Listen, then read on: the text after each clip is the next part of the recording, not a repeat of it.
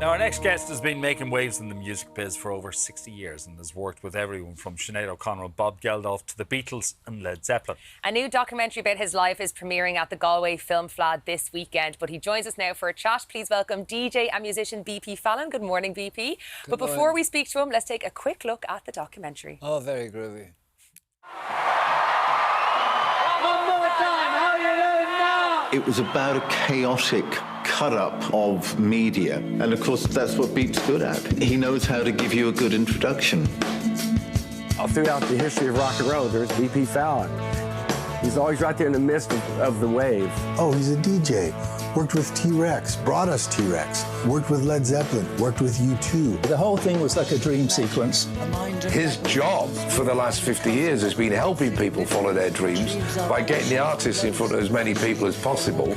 I don't think he ever saw himself as a publicist. There was no sitting behind a desk and manning the phones and begging journalists to come to this, that, the other. My job is to make people famous.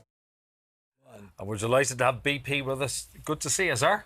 Thank you. Life and times and all of that, you know. Yeah. I mean, what happened is chap Neil Carver came up to me. I'd invited him to afternoon tea in the Shelburne, as you do, you know. Yeah. And he came in and he said, this is Neil Carver. He said, BP, we'd like to do a documentary on you as a musician. And I went, I'm in. Because every month or so, then and now, people say, oh, we'd like to do a documentary on you. But their entree was, they're going to do it on my music, okay. But in the end, it's a version of my story. Okay. Yeah. Like going to kindergarten and all of that. And what was an asset to them was they had complete access to my photo file, which has got everyone in it, you know. Well, we've just seen some of those photos there. Yeah, and some of the videos, yeah. And was it important for you then to focus on the music aspect of your life if you're creating a documentary about yourself, yeah? It is. Music's very important to me. I'm also doing it backwards, you know, because it's not like I'm 17 and a half now, you know. But I say to people, they say, well, did you always want to do that, really? Was that like a frustration to see Mark Bolan or Jimmy Page on stage? Did you go, oh, God, I wish I was doing that? No, I didn't, you know. I was so happy doing with what I was doing.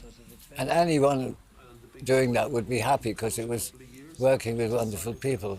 I didn't need that, you know.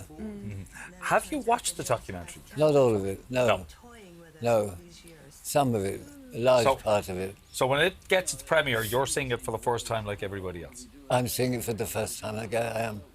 You know, I mean, the thing is I have to trust. You have to give a certain amount of trust to people in order to create what they want to create. Yeah. And then there's a dialogue and we talk about stuff and it's all quite gentlemanly, you know.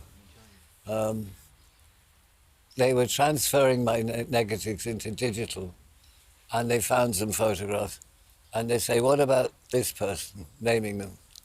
And I said, oh, I don't know, man. And then a neighbour said, is that Joe Cocker? I said, I don't know. And he was asleep on the floor because he'd been my girlfriend's boyfriend before I turned up. Okay. Right, okay. So after Mag Doug's an Englishman, he was shattered, you know, and so he came and stayed with us and he'd have sharks ringing from America. Have you seen Joe Cocker? To squeeze some more out of the toothpaste. Oh, my goodness. So I hadn't seen him for ages, you know. And there he is asleep on my drawing room floor, you know. That is crazy. A lovely man. Yeah, I suppose they're the kind of memories that will be brought back up when you watch this back and see the footage and everything. Over the course of your career, you have worked with some of the biggest and best in the music industry, including the late, great Sinead O'Connor, U2 and Led Zeppelin, just to name a few. But you also struck up a friendship with John Lennon of the Beatles. Can you tell us about that first time you met him in Amsterdam? I can. It wasn't the first time I met him. Oh, was it not? The first time, in inverted commas, I met him was at the first gig I went to see the Beatles at. It was in Liverpool in a ballroom called the Grafton Rooms, some name like that, Grafton Rooms. And they did 2-hour sets. And another band, The Undertakers, played in between them, who I thought were incredible, for 2 sets. So after one set, I sort of wander into some room, and there is our beloved Dr. Winston O'Boogie, John Lennon, looking like maybe he has a hangover because he can't get one leg into his trousers. You know that thing when you Yes, wobble around? happens to the best of You us. know? Yeah, I mean, yeah. I used to have to wear winkle pickers because the idea is then you can thread them through your trousers, you know. I've lost my train of thought. That's all right. Someone in trousers. What was it? That's where you met. That's where you met John. But then you went up in Amsterdam recording an interview. Oh yeah, yeah. Well, at that time I met John. I said, "Please, may I have your autograph?" And he did a version of "Go Forth and Multiply." And actually, as I went away thinking about it, I thought, fair play to him. My timing was dreadful, you know. Guy can't get his trousers on even, you know. And I never dreamt that later on I'd be in his band, you know. All of that. The picture we saw there, that's Top of the Pops. Yeah. And that's you playing tambourine. Were you supposed to be there? Well, we were in the dressing room and John said, he leant over, he said, "Are you getting up?" You know, like I should have said, "Dance with me, sister, I'm sweating," you know. He said, "Everyone is the Plastic Ono Band." Yeah. So I got a tambourine and banged it. I never heard the record before. He only made it a few days before, you know, Instant Karma. And in retrospect, he's singing live on the vocal, and there's this loony going, da, da, da, not necessarily with the most punctual James Brown rhythm, you know, all over the gap. So the second take we did, I borrowed a bass guitar off one of the bands, grabbed a hat out of someone in the audience, stuck it on my head, got the bass guitar. Myself and Klaus Vormann, the real bass guitarist, worked out some shadow steps, you know. Right. But as soon as the music started, I forgot, you know. And those two appearances, I now know will follow me around for the rest of my life. Absolutely. But I think if someone else did that, I'd be interested in them for that, you know. Can I just ask you, right, what was the reaction in your house when you were singing on Top of the Pops my with father, John Lennon? An ex-army officer, right? Apparently nearly fell off his chair that he had his son on television with an ex-Beatle and was proud of me. And my mum, you know. Yeah. Even though I was travailing an avenue that they weren't familiar with. Yes. But they never prohibited me doing anything. They never said, "Don't do that, don't do that." I was probably a worry to them, you know, like hitchhiking in Europe at 15 and stuff like that. You know. But you carved a path for yourself, BP, a very successful path. You toured with rock and roll royalty over your years working in the music industry. I can only imagine that there was some mischief in those hotel rooms. I heard you may have damaged a few in your time. I'm told that as well. But I'd moved room. This is in Los Angeles, in West Hollywood, the so-called Hyatt House, which is the Riot House, you know. My room had been trashed, so I moved into another room. The band went back to LA. I thought I'd hang out for a while.